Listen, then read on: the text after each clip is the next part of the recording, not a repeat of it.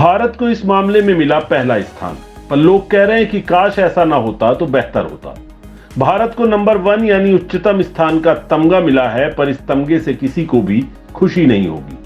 पर अब जब मिला है तमगा तो चर्चा भी होगी और खबर भी बनेगी। दरअसल कुछ महीनों पूर्व हुए एक सर्वेक्षण में पाया गया कि भारत में झूठी सूचना या खबर का जोखिम सबसे अधिक है। सर्वेक्षण का निष्कर्ष जो है उसका आधार यानी डाटा 4 सितंबर से 9 अक्टूबर 2023 तक एकत्रित किए गए सर्वेक्षण के साथ शिक्षा, व्यवसाय, सरकार, अंतर्राष्ट्रीय समुदाय और नागरिक समाज के 1490 विशेषज्ञों की राय पर आधारित है।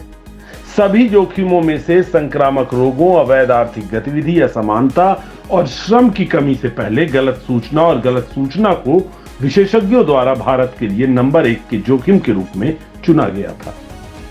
विश्व आर्थिक मंच यानी ग्लोबल इकोनॉमिक फोरम 2024 की वैश्विक जोखिम रिपोर्ट के लिए सर्वेक्षण किए गए विशेषज्ञों के अनुसार चुनावों के लिए एक अभूतपूर्व वर्ष में गलत जानकारी उन प्रमुख खतरों में से एक है जिसका दुनिया भर के लोगों को सामना करना पड़ेगा।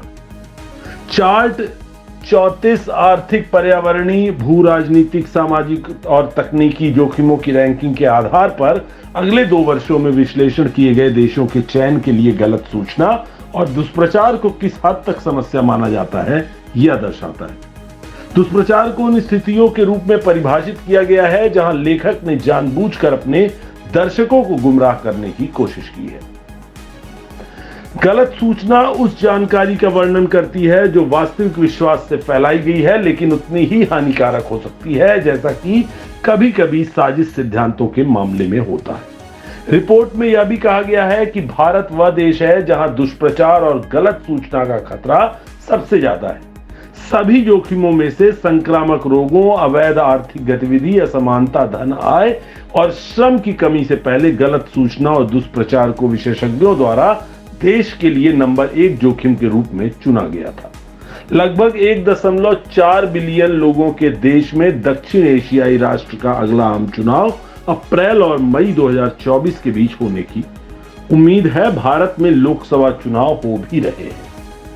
7 चरण में ये चुनाव होंगे। भारत के 2019 के चुनावों में फर्जी खबरें व्याप्त थीं, ऐसा रिपोर्ट में कहा गया है।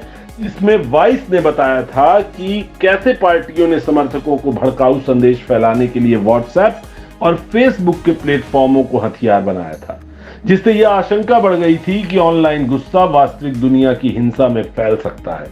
अभी हाल ही में भारत में कोविड-19 महामारी के दौरान व्हाट्सएप के माध्यम से गलत सूचना भी एक मुद्दा बन गई। जैसा कि चार्ट से पता चलता है, गलत सूचना और गलत सूचना के प्रभाव से उच्च जोखिम का सामना करने वाले अन्य देश अल सल्वाडोर, सऊदी अरब, पाकिस्तान, रोमानिया, आयरलैंड, चेकिया, संयुक्त राज्य अमेरिका, सिएरा लियोन, फ्रांस और फिनलैंड है। सभी को खतरे पर विचार किया गया है। आने वाले 2 वर्षों में देश के सामने आने वाले 34 खतरों में से यह छठे सबसे बड़े खतरनाक खतरों में से एक होगा। यूनाइटेड किंगडम में गलत सूचना दुष्प्रचार कथित खतरों की श्रेणी में 11वें स्थान पर है।